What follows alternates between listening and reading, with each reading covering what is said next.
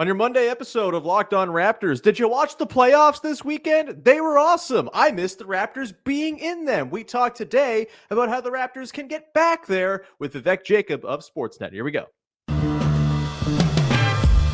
You are Locked On Raptors, your daily Toronto Raptors podcast, part of the Locked On Podcast Network, your team every day. Hey, what's going on? And welcome to another episode of Locked On Raptors, part of the Locked On Podcast Network, your team every day. It is Monday, April the 29th, and I'm your host, Sean Woodley. I've been covering the Toronto Raptors now for 10 seasons on various platforms. You can find all my work over on the Hell website at Woodley Sean. You can find the show on Instagram at Locked On Raptors. And of course, you can join us in the Locked On Raptors Discord server, a great place to talk about ball as the playoffs carry on, talk about off-season machinations for your Toronto Raptors. Hey, talk about the video games we're playing. There's lots of Helldivers fans in the Discord these days talking about Helldivers, which is apparently a game I should be playing. Go jump in there. Great little family we got building around the show with lots of sickos just like you who can't get enough Locked On Raptors, enough talking with people on the internet. Come and hang out. Of course, you can find the show for free wherever you get your podcast. Follow, subscribe, rate, review, tell a friend. Always appreciated when you support the show, however you support the show. You can also do it by going over to YouTube and subscribing to the Locked On Raptors YouTube channel. When you do that, hit the little notification bell in there, and you'll get a heads up via push notification every single time the show premieres or goes live. You want to be doing that so you never miss a second of the podcast. You can jump in the live chat with the little sickos in there as well. We love all of you for doing all the things you do to support the show. All right, today's show is brought to you by our good friends over at Monopoly Go. I admit it, I've got a competitive side, and it's a big fan of Monopoly Go, the mobile hit twist on classic Monopoly. So join your friends and download Monopoly Go now, free on the App Store or Google Play. All right, let's get to it. On today's show, we're wishfully talking about the Raptors one day getting back to the NBA playoffs because, man, oh man, the NBA playoffs rock. It's super fun to watch them, and I very much miss watching the Toronto Raptors play in them. Here to talk about the path back there and sort of what the goal should be for any team in this stage of a build is our pal, Big V, Vivek Jacob from Sportsnet, from Raptors in 7, his lovely Substack newsletter. Big V, how the hell are you, man? I'm doing great, man. Playoff basketball is in full throttle. We've got the IPL going. We've got tennis going. I've got Rafa Nadal on the screen right now. Look at you, the sports guy, doing his thing. So I got no complaints, bud. Yeah, it's a good time, man. The NBA playoffs turns out pretty cool, pretty fun. Jalen Brunson, pretty incredible. OG Anunoby, all of the rebounds. Precious Achiuwa blocking shots from three. Kyle Lowry doing Kyle Lowry things. It was that game in particular was wild, but all the games yesterday were their own kind of awesome, except for like Pacers Bucks. That series is kind of a bummer. We are on track for a Pascal Siakam, OG Anunoby second round, which is going to make me cry many real tears. But we're not here to talk about those teams making it to the playoffs. We're here to talk about the Toronto Raptors making it to the playoffs. Of course, they did not make the playoffs this season. If you haven't heard, they were bad. And they have some work to do to get back to the level that you want to be. And I guess before we get into Scottie Barnes as the number one guy, and before we get into sort of what additions need to be made for this team to kind of get where they want to go, I guess we should kind of lay out the ground rules of where we're hoping the Raptors actually do go over the course of the next couple seasons here with their build. I think, there's always this sort of championship or bust mentality when it comes to team building from some corners of basketball onlooking. And it's sort of like, well, you got to tank as hard as you can to get one of those special players who makes you a true blue contender. I actually don't think that should be the bar that teams are trying to clear when they're building. And I think the way the NBA is set up now with the play-in tournament and the top 6 actually being kind of like a hallowed ground to get to, with parity and financial restrictions kind of making it feel a lot more wide open, even when it's not always that wide open because, the certain guys are going to dictate the championship picture most of the time. But it does feel like the NBA and its sort of powerhouses are more prone to injury or bad luck or just sort of strangeness happening to render their playoff runs unsuccessful. And it does feel like getting into that top 6, to me, Big V, is kind of where you want to be now. Like, Yeah, it's nice to imagine being an upper crust contender for many, many years, like the Boston Celtics have been, or something like that. But it's far more realistic and I think attainable to build a top 6 perennial contender that's not necessarily contending for championships, but is certainly going to be in that top 6 conversation, and just kind of giving yourself a shot while also giving your fan base some pretty fun basketball to hoot and holler about, as the playoffs tend to be. Am I setting the bar too low for where I want the Raptors to get? I don't think I need them to be like a clear 1 or 2 in the Eastern Conference every single season for this to feel like a successful build. But am I being too easy on them? Like, well, what's your sort of bar for success in today's modern NBA?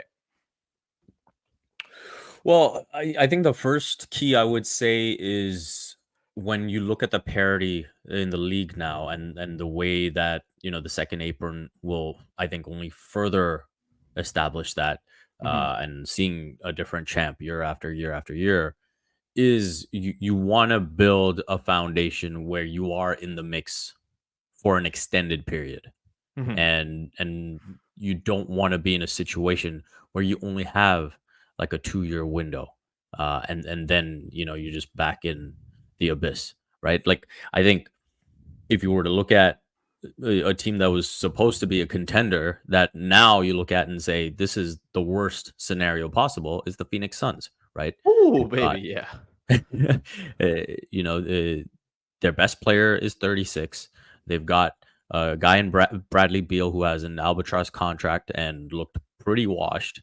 Um, and I think that roster does not have anywhere near the depth to kind of sustain injury or any of that. And now it's like, okay, what are they going to look like next season or the season after? It's pretty murky in that sense, right? Mhm. And so I think that's probably the worst place to be. And I think there's probably a lot of Suns fans who would love to go back to pre KD trade and Sure. try to just build from that standpoint and still have a Mikal Bridges and still, have that alongside Devin Booker and be like, okay, you know what? There's ways to sort of, tweak around this and still be in that sort of conversation where it's like, okay, we could maybe be a top 4 team. We could work some things around it, rework some things around it. And I think that's kind of how you want to be going forward. And so when I give an example of like a Devin Booker and Mikal Bridges type player, and you kind of build around that, you can see, how I come to maybe, hey, you got a Scottie Barnes and an Immanuel Quickley. And as Mhm. my voice kind of goes out here, how do you tweak around that, and how do you build around that? What does RJ Barrett become over the years? Obviously, we've seen a transformation offensively. Where does he get to defensively? And, Mhm. and so I think those are the things that you're trying to work around this team. And this summer will be a critical piece of that. Next summer will be a critical piece of that. And I think that will kind of determine, it will have a big say in how long a window the Raptors can build for themselves when they do get kind of back in that conversation. For sure. Take some water. Well said. You have a sip of water, clear that throat. You got more takes you got to get off later in the show. So make sure you're in fine take form. But yeah, I'm totally with you. I think there's very few things more enjoyable as a sports fan than to watch a team that's just kind of there every year in the conversation. Sometimes the years will be better than others. Sometimes you'll have the ups and downs of a tough playoff loss or an untimely exit, but those get balanced out by all of the really cool and fun things that happen simply by being in the postseason conversation every year. And I do think the Raptors are on the track to becoming a team like that. I think maybe the biggest thing that's being slept on with the way the Raptors are currently set up, after years of guys being on the final years of their deals, we're finally looking now, once Immanuel Quickley and Scottie Barnes sign the deals that we think they're going to sign at various points this offseason, like those guys, you're going to have them for 4 or 5 years. You're going to have RJ Barrett for 3 more years, at least beyond this. You've got Jakob Pertl for 3 more years. Like there's actually a group here that has some runway to grow and build and sort of add on. And I think that's like kind of job number one. And I will say, like, to the Raptors' credit, they have set themselves up with this runway. And I think maybe learned from the mistakes of recent past of not having your best guys constantly in limbo. And I'm very excited to see where that can lead. it would be lovely if you could just go get one of the 7 or 8 guys who really affects the championship landscape onto your team, right? I think that is sort of, that's the dream for anyone. But I think the fact of the matter is it's so luck based when those guys come into your team, if they ever come into your team at all, that you can't build your entire operation planning for it. And I think you have to just sort of build to be as good as you can with the people you have access to. It's a 30-team league. There are only so many players who are going to be available and on your roster at a given time. And I do think the Raptors, with the way they've set things up with their core three, do stand a chance of kind of building the long runway style of fun team that everyone gets very, very excited about. I guess the sort of question is, what's the actual formula of a top 6 team? We will get into that question coming up in a second here, Big V, and see just how far the Raptors are from reaching that formula. We'll come back and do that momentarily. Today's show is brought to you by our friends over at Nissan. Are you the kind of driver that likes to push things a little bit further? Ever wonder what adventure could be around the next corner? Our friends at Nissan have a lineup of SUVs with the capabilities to take your adventure to the next level. The 2024 Nissan Rogue is perfect for city drives and great escapes. Class exclusive Google built-in is your always updating assistant to call on for almost anything. Gone are the days of connecting your phone. Google Assistant, Google Maps, and Google Play Store are built right into the 12.3-inch HD touchscreen infotainment system. The 2024 Rogue is the perfect midsize crossover for your next adventure. But if you want to scale up in size, of course, you can go with the 2024 Nissan Pathfinder as well. It's got room for up to 8 with an extensive cargo capacity and advanced available 4x4 capability with 284 horsepower and up to 6,000 pounds of towing. When adventure calls, the Pathfinder is there to answer. Take the Nissan Rogue, the Nissan Pathfinder, or the Nissan Armada and go find your next big adventure. Shop NissanUSA.com. Today's show is also brought to you by our friends over at Monopoly Go. I've told you about it. It's a wonderful, wonderful place where you can go and be the competitive little sicko that you love to be, playing with your friends in various types of games, whether the classic Monopoly board game or, of course, the new twist on Monopoly, which is Monopoly Go. Look, we've talked about it a lot, but there's so many different ways to play Monopoly Go. It doesn't just have to be where you terrorize your friends and become an absolute tyrant. No, you can go team up with friends for timed tournaments where you work together to build up each other's boards. The more you win together, the more awesome prizes you unlock, and there's so much to get. Unique stickers you can trade with a friend to complete albums for big prizes, cool new playing pieces to travel boards with, hilarious emojis for taunting friends when you smash their buildings or heist their vaults. Plus, Monopoly Go feels new and exciting every day with constantly changing tournaments and challenges. A ton include their own unique mini games like digging for treasure or a robot pachinko machine. It's all there for you. And there's always new timed events to help you win big, like massive multipliers for everything you win. Or rent frenzies as well. There's all sorts of fun ways to play. It always keeps you guessing. There's always something fun to discover at Monopoly Go. So go get off the bench. Go download it for free on Google Play or the App Store. Game on. All right, we continue on here with Vivek Jacob, Big V from Sportsnet and Raptors in 7, talking about getting back to them playoffs, man. I love the playoffs. So before we get a little further in, now that we've watched some playoffs, been reminded of the majesty of the NBA postseason, what do you miss the most about watching the Raptors play in the postseason? I know it's only been a couple of seasons now, but it does feel like it's been quite a long time. Obviously, just like one time since the 2019-20 season. It's been a bit of a fallow period here, playoffs wise. What do you miss? I miss sort of just the value of each possession and kind of rating players on that scale. Like, for example, even when you watch Philly play, it's like, Kelly Oubre will have these moments where he knocks down a couple of threes, and then you see other moments where it's like, dude, this is a playoffs. Like, you can't have possession like that. That's Kelly Oubre out there. Oh, yeah. God. Yeah. You look at the fact that Nick Nurse has just like completely given up on Buddy Hield. And the guy's just out of the rotation. And it's like you learn these truths about your roster, about your team, that you wouldn't in the regular season. I remember, when the Raptors had that first round series against the Sixers, I asked Precious Achua after the series, has just this one round, these 6 games that you guys have played, has that informed how you want to go about your off season um, in a way that you wouldn't have known Mm-hmm. without the 6 games. And he was just like, absolutely, like no question. And it shows just the value of even getting one round, right? Mm-hmm. In what these players learn about themselves. And so I think just, the high stakes, being in that type of environment, like you can learn so quickly about your team, and they can learn so much about themselves and come back as better players. And so again, this goes back to that conversation of like wanting to be good, and like, even if, you put yourself in a position where, and we're probably going to get into this soon, where it's like, man, there's still like a lot of good teams in the East. Like if the Mm-hmm. Raptors even are in the play-in conversation, like there might be people next season saying, and we might be in that group, depending on whether the Raptors convey or not, on what the Raptors should do next season to Mm-hmm. be proactively bad. But you know, uh, if the pick and it ends up being guaranteed for the Raptors, uh, you want to be as good as possible, and even if Yeah. that means ninth or 10th, getting that experience, I think is important. Absolutely, yeah. I couldn't agree more that there's just like a lot of value to playing high stakes, meaningful basketball games.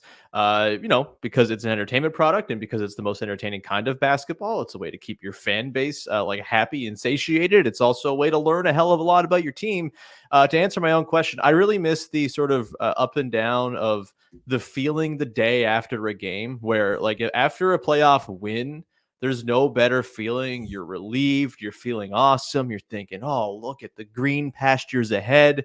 And after a playoff loss, it's just this sinking sense of dread and fear about the next game.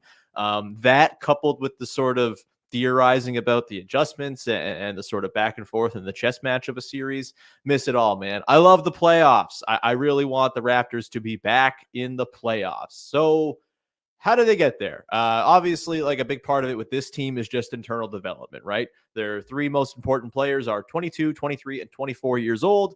They presumably are going to get better in the years ahead. That's just typically what happens with guys in their early 20s, even though, development's not linear, et cetera, et cetera. Typically, guys tend to figure things out in this phase of their career. So there's that part. There's the internal growth that's going to come. There's sort of checking the boxes that typical top 6 teams have.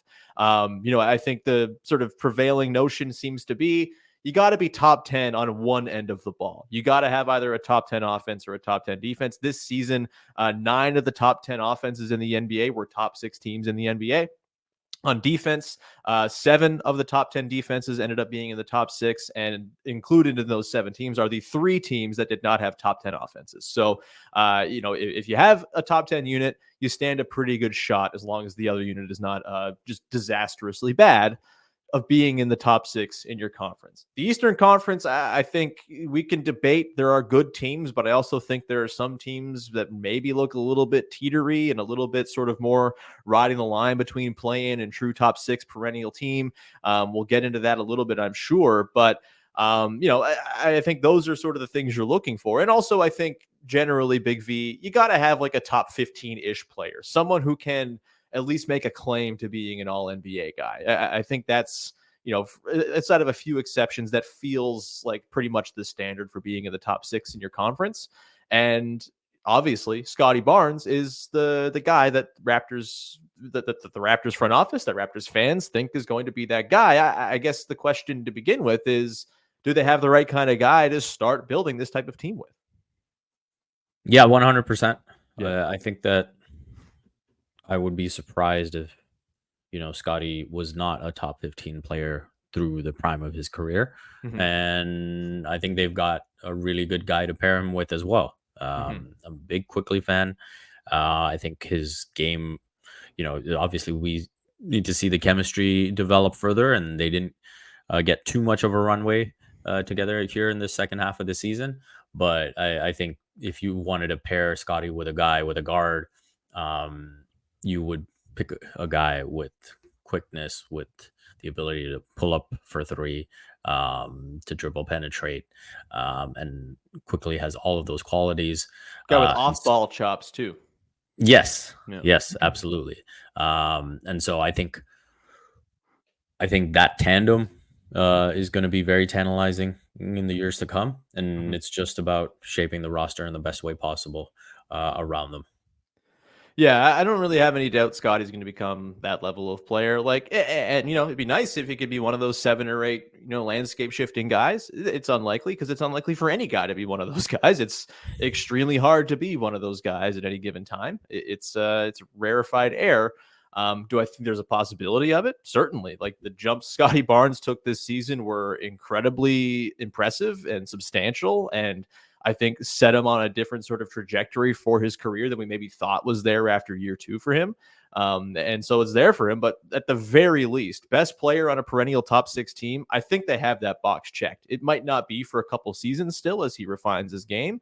Could be as early as next year if things break really, really right. We can get into that a little bit, but I think they are on the right track with Scottie Barnes as the main guy. And yeah, to your point, I think Immanuel Quickley is awesome. I think there's a very real chance he ends up being like a top 10 point guard in the NBA. And I don't think it is out of the question that it happens as soon as next year. He looks ready to be a lead guard, and the returns we saw from him down the stretch of this season, playing with a completely misshapen roster around him, I don't see how you can't be incredibly encouraged about where Immanuel Quickley is headed as well. So they seem to have the sort of base boxes checked on the player personnel front. Obviously, we'll get into filling out the rest of the roster, but to the point of like a top 10 unit on either side of the ball, very far away from both of those things as it currently stands. The Raptors were bottom 10 in both offense and defense this year.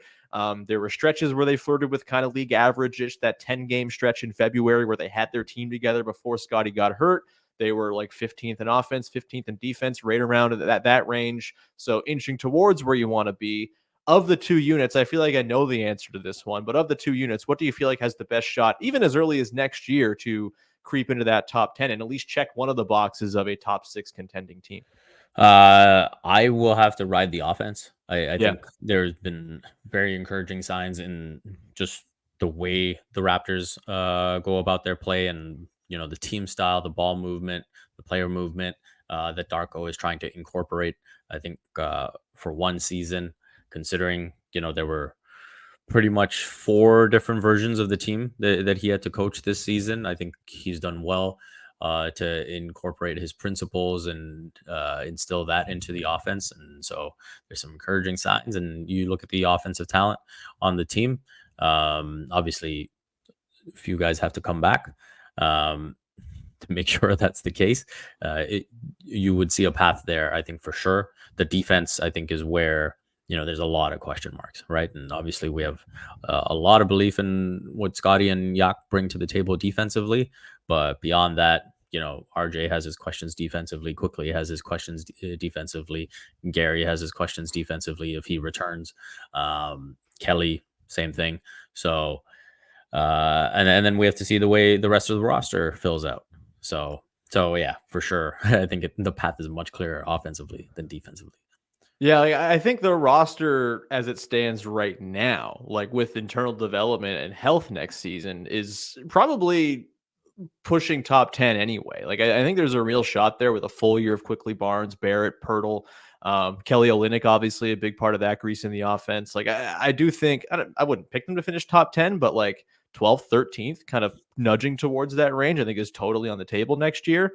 Defense is where like outside help ends up becoming a thing that you need, which is, I think, ultimately going to be the type of thing that gets the Raptors to where they eventually want to go. The Scottie Quickley basis is fantastic, but 2 dudes do not make a basketball team. And I think the outside help is really fascinating as far as the additions that need to be made to get this team to that place. We will talk about what those additions might look like coming up in just 1 second. Today's show is brought to you by DoorDash. Look, Mother's Day is coming up. Get something thoughtful for mom on DoorDash. Surprise her from wherever you are with fresh bouquets, the latest tech, gift cards, self-care treats, maybe her favorite meal, and make her day that much better. Not everyone can see their mothers on Mother's Day. I cannot see mine on Mother's Day because she lives very far away out in the boonies, which is, I'm very happy for her. She loves it out there, but it's just a long trip to make on a weekend. And so DoorDash is often a way I show my mom I'm thinking about her on Mother's Day. I will send her something, whether it's a meal from her favorite restaurant, some flowers, whatever it might be. It's a wonderful thing. Get the thoughtful gifts your mom deserves with the convenience you need. Choose same-day delivery or schedule a week ahead for when flowers and gifts should arrive to your door with DoorDash. Get all your Mother's Day gifts all in one place and get 50% off your next order, up to $15 when you spend $15 or more on your next flower, convenience, grocery, or retail order now with the code LOCKEDONNBA. That's the code LOCKEDONNBA, all one word. Using DoorDash, using the code LOCKEDONNBA today. Terms apply.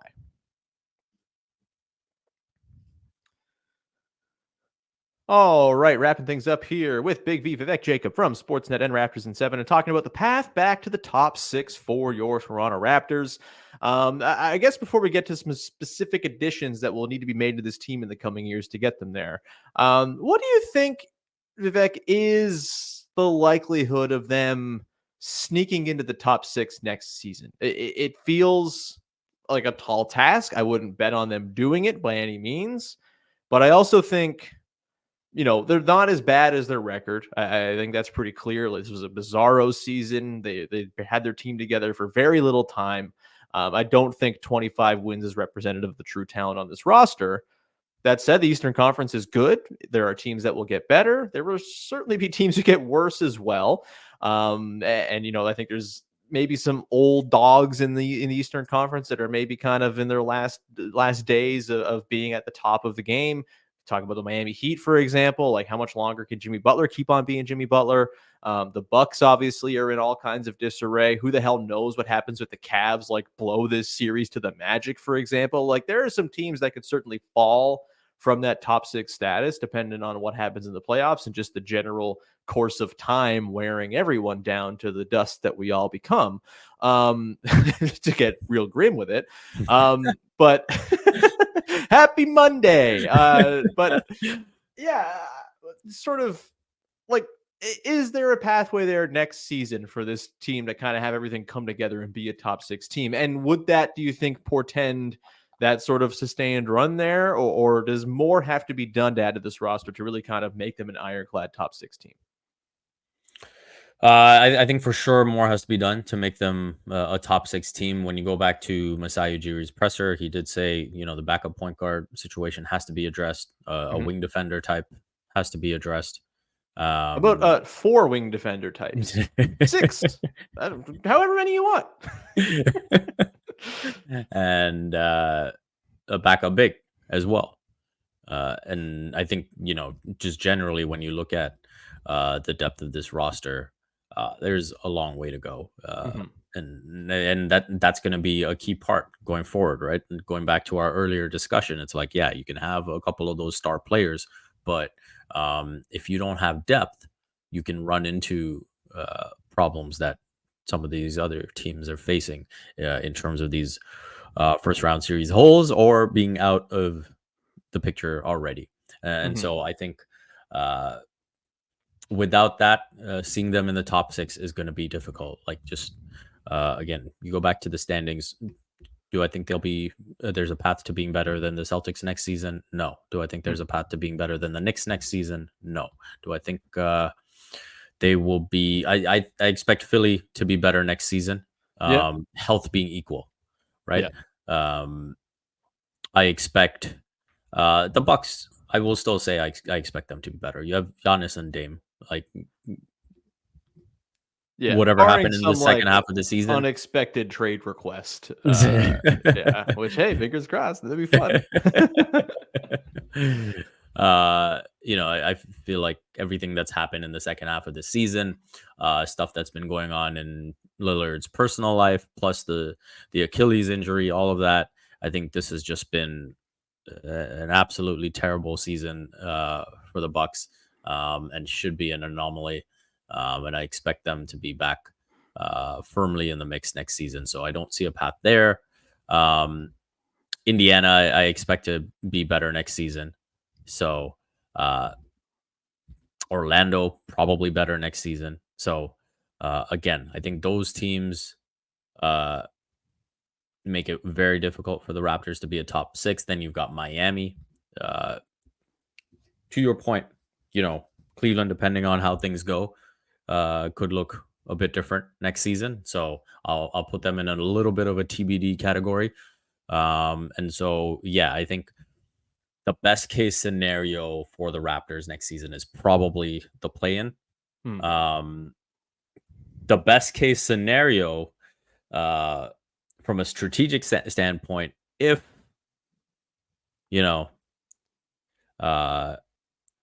if you need to be in the position to be in the top 6 to keep your pick, Ugh. I think you got to bottom out. Like, Yeah. I think that would be a Ugh. nightmare scenario. If you are in a situation where you end up conveying the 7th pick to San Antonio next season or 8th pick, I think that would be disastrous. Yeah, that's like the sneaky little downside. I mean, I think there's many upsides to conveying the pick, but one of the most sort of glaring downsides is like you hated the last 2.5 months of this season meaning nothing.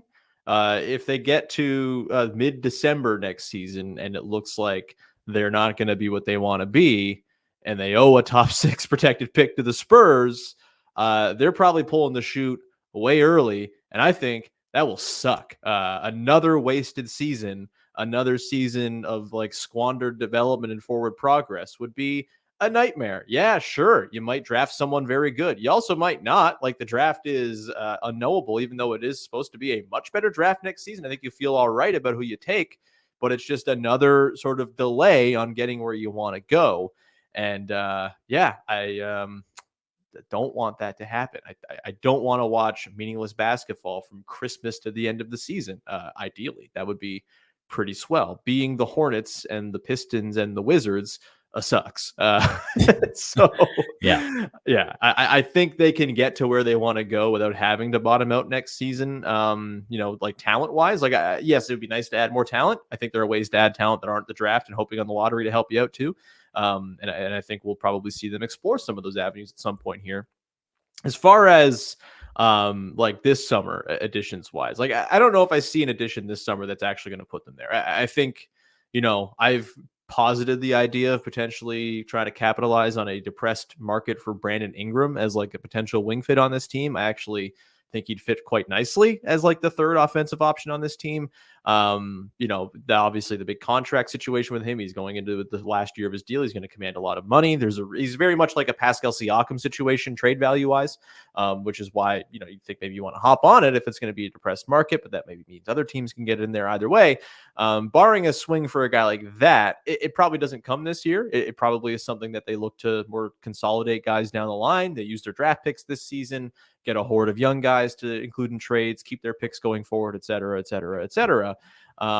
But yeah, I don't think next year, to answer my original question, I don't think it's realistic really to be top 6 next season. I think, you would need some injury luck, which, hey, always happens. Guys get hurt. It's the NBA. They could totally find themselves kind of happening in there. But I do think if you can be a play-in team next season and show some like real positive strides, I'll feel pretty darn good about them being on the track to being that perennial top 6 team that I think we both really want them to go and figure out how to be again. And I think that's kind of where we're at.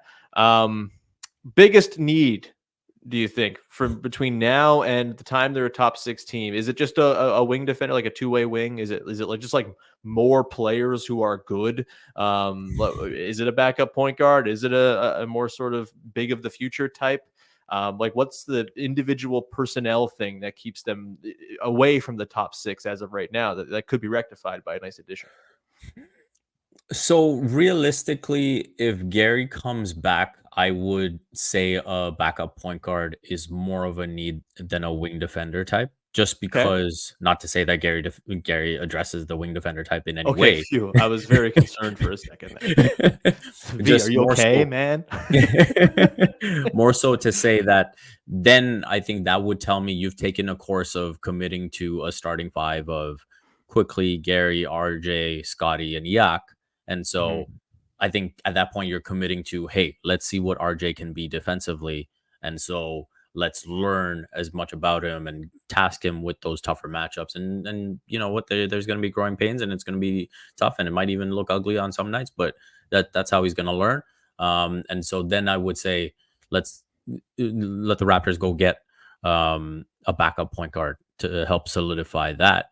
And you kind of leave that wing defender type in sort of growth and development mode, where you see what you get from RJ, you see if there's any more growth potentially from Ochai Agbaji, and you kind of go from there maybe for next season. Yeah, I also think just like use all your picks on wings is a pretty viable strategy for the team this year. See if you can find one that hits or two that hit. Yeah, it's tough. I think I might actually think a viable Jakob Poeltl backup is more important to the team next season of like making a surprise push to the top 6, just because we saw how miserably they fell off the face of the earth when they didn't have Poeltl this year. And as much as I like Olynyk as a 6-man type, I don't think he's just standing in there and giving you the same effect as a rim protector to kind of keep the thing humming. Like the Aqua's essential to like most of their offensive playbook and all of their defensive playbook this season. Finding someone who can actually capably fill in for him in the event of injury, I think probably gives them a better chance of maintaining a higher floor next year and racking up more wins, even the event you lose a guy for some time. Whereas like the point guard thing, like, yeah, you certainly want more ball handling. No one ever went into business having lots of guards, but I think because of the different places this team gets creation, Scottie, their bigs, Quickley, like I think they'd have enough to kind of get by. If they couldn't find a nice backup point guard, where if they don't have a backup big behind Poeltl to account for injury, like things could get real hairy real quick and go to the doomsday scenario that we just outlined a few minutes ago. That makes me really sad to think about. But yeah, I feel like this was a pretty good, like a big picture check in on where the hell the Raptors are heading. It's it's going to be a road ahead. I don't think they're going to be a top 6 team next year, but I think just by virtue of having Scottie and Quickley in the door as your foundational pillars, that status is very much attainable. They have the hardest part figured out, I think. And from there, it's about kind of filling in on the margins. And hey, maybe you happen to luck into one of the 8 best players alive who can tangibly make you an upper crust contender every single year. You can always hope for that one, even if it's extremely hard to attain. We'll leave it there, though, Big V. Thanks for hopping on, man. Anything you want to promote for the good people out there? Usual stuff, doing NBA playoff stuff for Sportsnet, doing cricket. I'm doing some feature stories on the Canadian cricket players leading into the World Cup, so you can get to know them a bit better. You can check that over at the Cricket Canada website. And then I should have a new Raptors in 7 post up this week. Nice.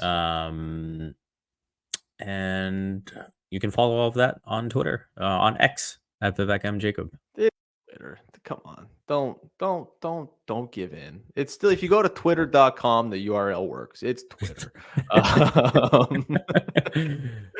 But yeah, that'll be it. We will leave it there for today. Thank you so much for tuning in and messing with the show. We'll be back again tomorrow. Probably do another draft episode. Might look at some of the other guys in that sort of top 6 range, as right now the Raptors pick top 6 for the next couple of weeks, at least until the lottery decides whether or not that's true or not. And all this scouting of top 6 prospects was worth the time and energy put into it. But we will talk maybe a bit about the Yukon guys, Stephon Castle, Donovan Clingan, both interesting players, maybe not ideal fits with the Raptors, but also quite good and just won a championship and like to win games. We like that. We'll talk about those guys coming up on tomorrow's show. In the meantime, thank you so much for rocking with us, hanging, talking, all that good stuff. My basketball is on the floor over here. Give me 2 seconds while I go and prepare this shot. I'm a fool. What have I done? Not ready. I'm not shot ready. It's like number one sin of being a shooter. You got to be shot ready at all times. Okay, maybe that's what you needed. Maybe, yeah, just a little extra action to get the ball to me before putting it up. All right, we'll leave it there. Thanks so much for hanging. We'll talk to you Tuesday. Bye-bye. Too high.